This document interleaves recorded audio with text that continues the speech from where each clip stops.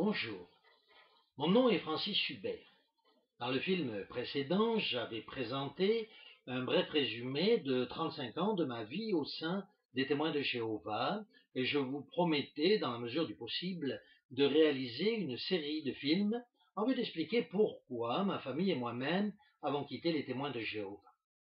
N'ayant, comme je l'ai déjà dit, ni animosité ni rancœur, mon seul désir est de le faire sincèrement avec l'objectif d'aider ceux qui ne se retrouvent plus au sein de l'organisation ou de ceux qui voudraient tenter cette expérience malheureuse. Comme je l'ai dit dans le film précédent, je me déplaçais dans différentes congrégations afin de donner des conférences publiques.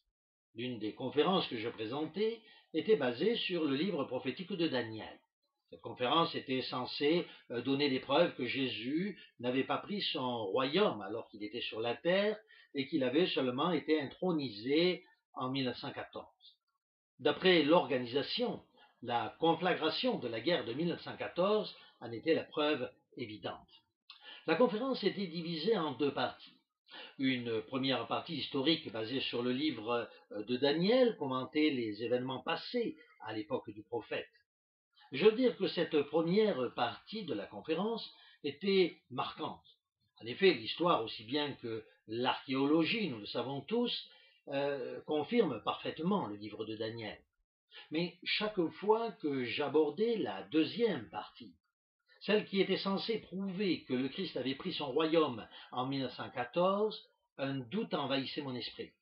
Les versets ne correspondaient plus directement à cette partie qui était pourtant la clé de voûte censée détenir les preuves que Jésus avait réellement pris son royaume, comme je l'ai dit, en 1914.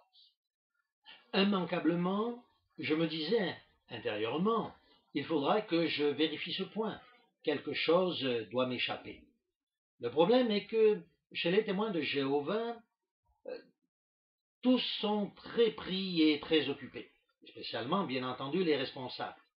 Notre activité professionnelle, préparer les réunions, y assister, préparer les conférences et les donner, aller en prédication de porte en porte, s'occuper des problèmes matériels et spirituels de la congrégation, préparer et assister aux réunions d'anciens et de diacres, soutenir et visiter les malades à l'hôpital ou dans les foyers, préparer ou soutenir les semaines spéciales, bref, tant et tant de charges, de responsabilités, tant de choses à faire que l'on ne trouve que difficilement le temps de faire quoi que ce soit d'autre. L'organisation reconnaît ce fait quand elle écrit dans la tour de garde de décembre 2009 le commentaire suivant. Je vais vous en faire la lecture. Elle nous dit ici, étant l'un de ses serviteurs, vous êtes probablement bien occupé. Peut-être ne l'étiez-vous pas autant lorsque vous avez voué votre vie à Dieu. Mais il se peut qu'à présent, du fait de vos responsabilités profanes et spirituelles, vous vous sentiez sous pression, ou que vous culpabilisiez, parce que vous n'arrivez pas à atteindre tous vos objectifs. Voilà comment s'exprime la tour de garde. Bien entendu, je n'étais pas différent des autres anciens et moi aussi j'étais très occupé. Je n'avais donc pas le temps de m'occuper de ce point qui me tracassait. Jusqu'à ce dimanche matin du 8 décembre 1996. Il était 4 heures du matin, je me réveillais, je n'arrivais pas à dormir et je me demandais bien ce que je pouvais faire à une telle heure.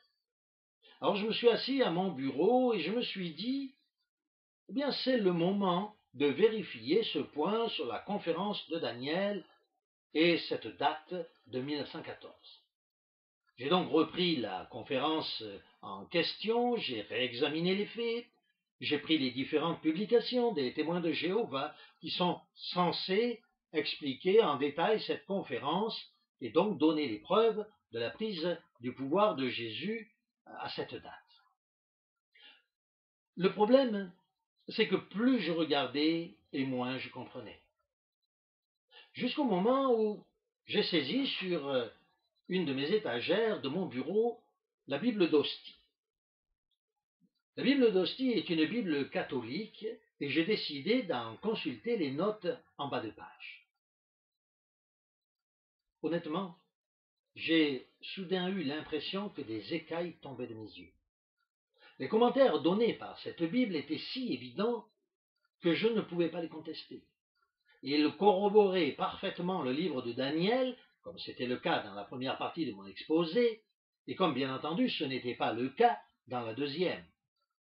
Là maintenant, tout le livre devenait clair et évident.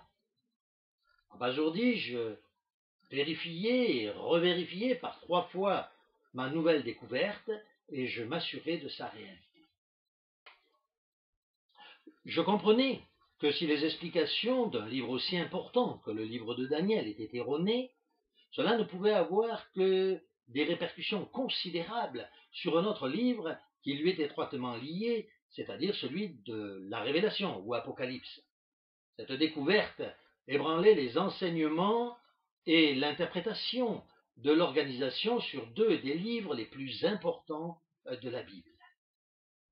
À cette découverte stupéfiante s'ajoutaient d'autres réalités surprenantes concernant la date de 1914, clé de voûte de l'enseignement des témoins de Jéhovah.